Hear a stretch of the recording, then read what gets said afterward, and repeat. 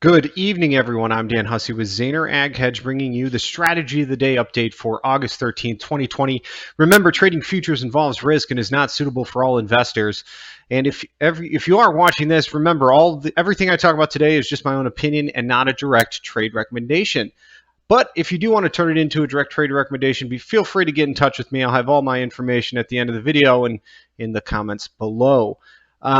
With that being said, we had a pretty strong export day. We saw some flash sales this morning, totaling almost 400,000 metric tons for the soybeans, bringing this week's total to 1.6 million metric tons, or 58 million bushels of total soy sold in exports this week. So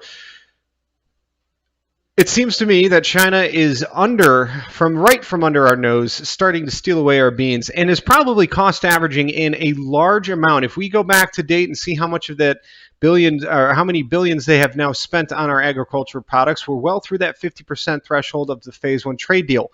Most of that going into soy products means that they have gotten a bulk of their needs and what they would probably be buying here from the United States from below a $9 price point. That is just absolutely historically low, especially considering that every other commodity right now is catching a better bid. So let's take a look at where some of the markets ended the day and where we may be reopening here this evening. A lot of strength here on the board. December corn trading at 338.5 into the close. With a very large rally, pretty much up 10 cents on the day, with having achieved, up about 13 there at the highs. A pullback at this point may come back to test, at this point, prior highs that we have broken above that, we would have thought to have seen some resistance at. But the reality is that we're in a short covering panic frenzy kind of buying mode. How long will that last? Well, we have at least 2 big days, and I'm assuming we're going to see some momentum and a follow through. If we look back to June, when we had a similar type of rally off of lows, we still had a couple days of putting up a fight, and even a week later found ourselves closing up at around the highs, around 360, which, I hate to say it, but that could take us into crop tour, right? If we see the same type of rally and fade occur here in this July. I'm not saying this is happening. I am in the camp that I think we may see some kind of harvest or pre-harvest low finding our way here, particularly into new crop, and that's something that we'll look at in more detail in some spread markets at another time. But we could see some support back towards the 335 area as we are now, pushing higher with some, a momentum push here that really does suggest we may be targeting these prior highs. As we start to push above the 50% line and head towards the 61.8 of this decline from 363 down to the 320 lows, that 341 area is a halfway back retracement. So in just 2 days, we have now retraced half of that entire decline that took the entire month of July to get us to that 320 low. The gap is still open at 344 here in December corn, so I do think we will see some continuation higher for at least another 6 cents towards that area, and we'll see here into the open if we actually get there. It looks like we're matching at 338 right now, so really kind of a flat open. But if we're going to see continuation higher, we'll very likely see it, make a new high here into the overnight or into that Asian session. Now, to determine of whether or not we'll get back to that 360 area, we're going to want to watch momentum and how this oscillator. You could watch RSI, you could watch an awesome oscillator, you could watch pretty much any momentum indicator to determine if we are potentially going to push back up to those highs. What we're going to want to see is this momentum continue to build up towards that area and even maybe push through. Because if we don't see that, we could be seeing, a loss of momentum against that high and actually, start to anticipate a rollover. A good example, of this type of idea is on the way down here. You can see how as we started to push through lows, these momentums, the momentum indicated, that we are still building to the downside until we finally made some a final push down here towards the 320 area, where we start to see that momentum fade away and then eventually start to build. And you can see the green peaks start getting higher, the red valleys start getting shallower, and momentum goes and starts pushing the other way. If we start to push through the highs that we made at 360 with a new push in high, in momentum over the next couple days, it would very likely take 8 to 10 cent moves up over the next week to do so. But again, this being that we had a 1, 2, 3, 4 day, and on the fourth day was a turn, so called a 3.5 day rally back in early June or late June. We could see a similar type of squeeze get us up to those levels here in mid-August. So continuing to watch this 340 area as an important level that if we start to press through and get all the way up to 345, 346, we may actually be signaling for a push to retest that 360 high. We'll see what happens. Soybeans here today. The November bean pretty strong as well. Closing at $8.99, just couldn't get a close over $9. I think we were all watching it with some anticipation here. I certainly was. The trend line against the highs has broken. We kind of shattered through it. So a broken trend line.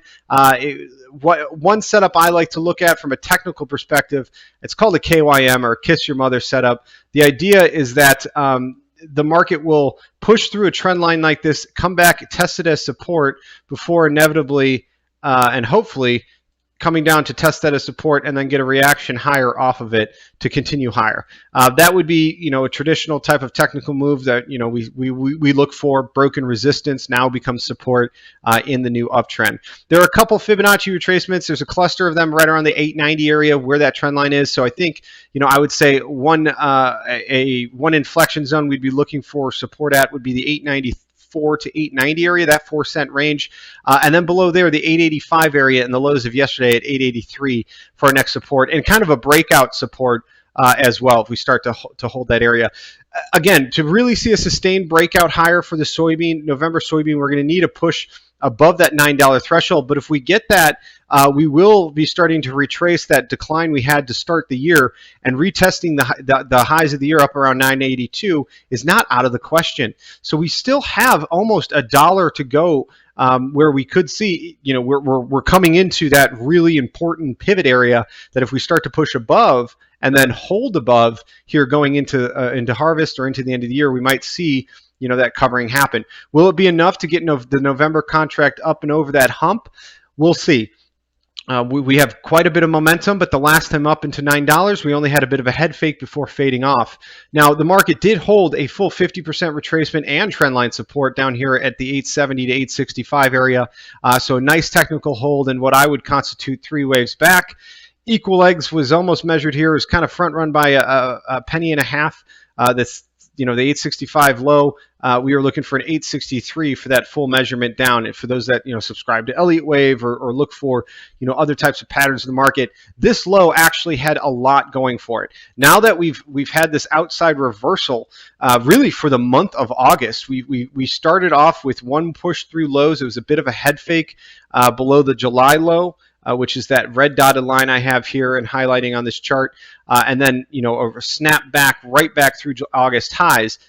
Returning and going through July highs means we have an outside candle to the upside for August, and that could signal a pretty bullish, really bullish move for soybeans. That would, I think, be the slingshot needed to get us back to testing, above 930 and back into the range that we really came out of last year in this 930 to 980 area. Going above 980, we'll start talking about $10 beans, then beans in the teens, but let's get over $9 first. And today, it looks like we're matching at 898, down a penny. That's just the open. I do think we will probably get a push above $9, and there's going to be plenty of stops at that area to help fuel a move higher. In our cattle markets, live cattle, continuing, strong pace to the upside here. Really getting the momentum going to get us to 113, 116 to fill those open gaps. I think at that point, we would probably have a pause, a setback back towards 105 at some point to test, what is really broken resistance now is support, right? We have a cluster of highs now that we've broken through from the between the 103 and 106 area. Coming back down to test that area as support is perfectly natural for this market. I think that the month of August might have a little more legs to it here, might get us up to that 113 area. After that, maybe we'll see things cool off into November before picking up. And of course, October will be off the board at that point, but maybe we'll start to see some profit taking or a little bit of a setback in those deferred contracts. As we see, really strong cash markets in the near term pulling the cattle up. Feeders also losing a little bit of steam today and actually trading sideways inside of yesterday's price action, stuck inside of a 1 cent range here. This really does just look like consolidation at the highs. Watch the 146 and the 143 key kind of levels here. So long as we're above 143, I think that we're again just breaking out of resistance here from that 144 area, came back down to test it as support. This is actually a great example. This little pattern on the chart here. We had resistance up into 143, right? It's where the market turned over for a day. We pushed through that area, it came back to test it as support, and now push up to highs. So that's the market retesting, and you can see it doing it here at the 138 area. There was a cluster of highs and a level that we took some time to break through around 140, 138, and the market actually was pulling back down to test that. So continuing with that pattern above 143 at this time, look for upside towards 152, and to fill that gap up at that 150.75 area that we've left open on the feeders since February, in the September feeders here. We might fill that gap on a lot of charts and then maybe get some form of a cool down or pullback, because a lot of indicators are starting to show overbought situations for cattle and both the live and the feeders and the fats. Weather still not looking too great for the Midwest. We've got pretty much dry conditions to begin with. And as you see here, into the end of this week, this is into next week. Here we go. There is a bit of a cold front that might come through the northern plains, but doesn't really push down to Iowa, Illinois, and some places where we've seen drought conditions, crop up. So while there's that slight 50% chance of rain here for a moment on Saturday in Iowa, if that doesn't come to fruition this weekend, I think by Monday's crop conditions report, we're going to have a very sobering type of reality. And maybe that's enough to spook this market for, a little higher and to keep some momentum going. Because remember, we are coming off the USDA, in my opinion, setting a benchmark for the high point in yield here this year. And here we're open, trading for 2 minutes. I'm rambling on. A little bit of a pullback in the corn. This is the type of open where we open with this mini little kind of gap. And if we really get down to a 5-minute chart, you can see that gap happening in real time. The market pushing back up to 338 quarter here is where we're going to eventually look for it to come. But in the very short term, I'm actually going to come down to a 233 tick chart. So this is looking at the market, not based on time, but based off of how much it's moved. Every 233 ticks of the market, we end up with a new candle. So far, the last resistance that we had, our little inflection zone right here, would have been between 336 and 337. So we're coming back down to test that. I mean, just in the short term, you can see a three-wave structure down with an open gap above us. I'm not saying you buy this right here at the open for a move back, but at some point, I am going to be looking for this gap to actually fill. And that's the second I see one open up on the chart like this, I personally put in my own little marking, so that because it becomes a technical level, I want to watch if we start to come back higher. Let me set it up how I want it. Great. Okay, so as price action develops, I'll be watching that level for a move back, and of course try to find where is some potential support. Well, using Fibonacci retracements here from the 320 low all the way up to the 340 high on the day. A full 50% retracement could take us down into the 330 area. Remember, 330s was the area we talked about wanting to go through and break through. So I would not be surprised to see that as some kind of pivot for this market if we do see, a quick pullback. Remember, if this market's going to move forward and fast and truly be a trend and progression higher, we are going to get early setbacks, but those early setbacks will be met with rallies that will take us up and through the highs with momentum, and it will just run over all that short selling. And the shorts actually covering, panicking out of the market, saying, get me out, get me out, get me out. Well, they would be buying it back, but those shorts getting out of the market is the exact fuel for a rally. That's what causes an uptick in the market. Frenzied buying, which is oftentimes shorts getting out, going to market, just buying the best bid they can, or really having to buy back the best offer, I should say, ends up with an uptick and a market order that causes the market to go a little bit higher. So from our last inflection low to high here, we're coming down into the 50% retracement. So that's just from this swing low to the high. Markets like the stair step, you can oftentimes find the short-term 50% pullbacks that lead to a trend. And if we're going to continue higher, I would imagine we're not going to push much further below 336. And if we do, 330 could be in striking. I wouldn't use that as a definitive line in the sand tonight, but let's watch how price progresses here. November beans, also with a little bit of an open lower here, leaving what I would constitute as a gap on the charts as well. Something to look for, getting back to the 899 area, but profit taking from the longs today might be starting to happen. I mean, we got arguably a little overdone to the upside in the very short term. I mean, very big moves constitute decent pullbacks. 2 steps forward, 1 step back constitutes a trend. I'm sorry, I should be flipping over. I did that whole thing with the wrong chart up. My apologies. On the right. Okay, so just to give you guys a closer look there, let's go back to the corn for a sec. So here you go. Now you can see it on the big chart. Sorry about that, everyone. But we're looking at a 233 tick chart again, and you can see while there was some selling pressure, we're going to probably come up and fill that gap. My guess would be that we are going to probably go through that gap and maybe push towards new highs. If that's going to be the case, look for a move towards 344 on the day. We could, go up to 344, come back to 336, back up and down. We'll see how price action develops today, but looking for some momentum back through highs. And if we don't get it, I am fearful that full 50% retracement on corn could be holding. That's short off of the highs to the lows for the swing from July.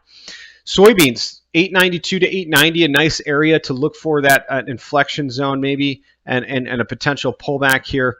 Watch for this momentum. We don't want to go below on a momentum indicator like this on a tick chart.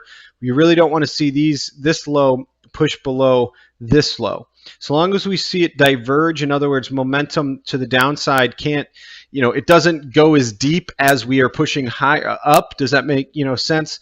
The momentum indicator, we should show this downside diverging. And as you see, every push through the highs lost a little bit of momentum until we rolled over. That's called divergence, where you set up with this dropping,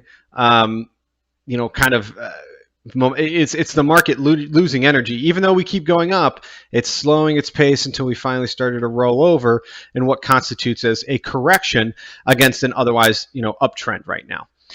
So again, an open gap up around $8.99. I would love to see the beans get above $9 and stay there, but hey, if we get down to $8.92 to $8.90, I wouldn't be so shocked either. After this nice big uptrend, a little bit of a pullback wouldn't hurt. Full 50% retracement is around the 884.5 area. So in case we do go that low, watch out. It wouldn't break the trend either, but it would keep price action inside of yesterday's candle with an 882 low. So with all that being said, everyone, let's see how things play out into the weekend. It could be an interesting weekend if we don't get the weather effects we're looking for, or that little bit of a cold front coming through on Saturday. If it doesn't deliver any rains, we'll still remain in drought conditions.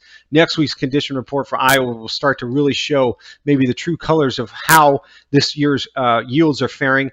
And remember, next week we're going to be starting that crop tour, and we'll get some boots on the ground and see some real kernel counting and some real damage assessment for that swath out in Iowa, and be able to start to actually adjust maybe the yields back to some more what I would say realistic levels than what the USDA gave us. So if that's as bad as the news is going to get from this Tuesday, the market is responding that if that's as bad as it is, we need to, the prices are way too low, and we may not have enough to meet some of that big demand. Remember, China is still insatiable, still buying, and if they continue at the pace they are, they will fulfill the phase one trade agreement before October. So with that being said, everybody have a great night. I'll be back with you as price action develops. Remember, if you ever want to get in touch with me here, we've got a whole team of individuals, myself included, ready, to help you with all things marketing, trading, and commodity risk related. We can put together a comprehensive and personalized trade plan for you. Give me a call, 312-277-0110. Find me on Twitter. Get over here with me on Facebook. Get in the group. Get active. Ask questions. That's what it's here for. Shoot me an email at dhussey@zaner.com. And starting next Thursday, I will get the link to sign up for next Thursday's webinar.